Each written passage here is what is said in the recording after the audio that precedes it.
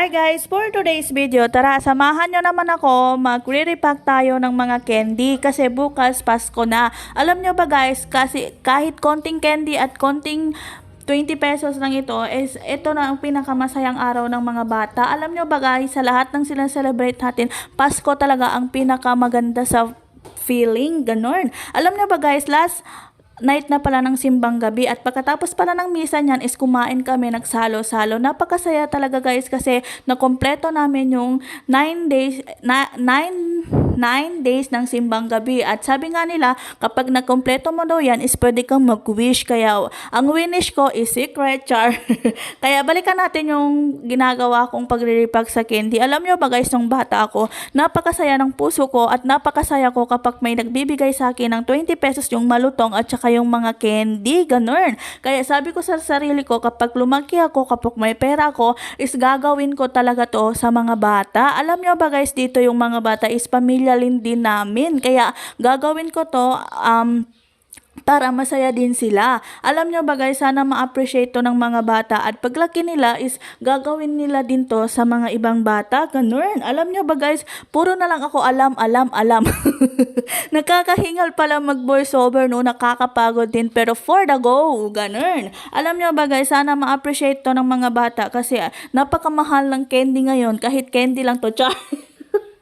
Alam mo, masaya ako kapag may naibibigay ako sa mga bata. Ito na pala yung sinasabi ko na ma-share ko nung last video ko. Kasi sabi ko sa last video ko, kahit 5K lang yung na-receive natin na sahod, is mamimigay tayo ng kahit konti para sa mga bata. Ganon. Sana kayo din, kapag may extra kayo, magbigay tayo. Char!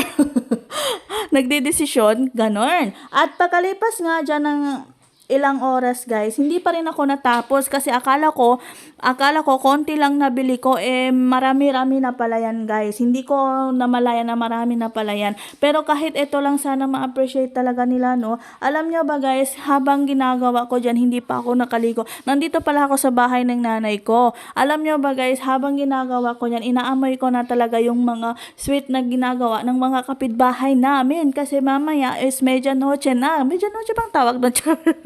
Malapit na talaga is magbabagong taon na. Alam nyo ba, sana sa susunod na bagong taon is meron pa tayong extra para sa next year is may ibibigay pa tayo sa mga bata, ganun. Alam niyo ba guys, kahit konting candy lang to is para sa mga bata is napakasaya na nila, promise. Kasi ganun ako nung bata pa ako, kasi kahit konting candy lang is parang nanalo na ako sa loto, ganun. Ang kaso nga lang dyan guys, yung mga bata masayang masaya na sa candy, kaso nga lang yung mga nanay sumasama, hindi naman sila masaya, gusto nila yung cash, wala din naman tayong cash. Ganon. Pareho lang tayo na gustong may cash. Ganon.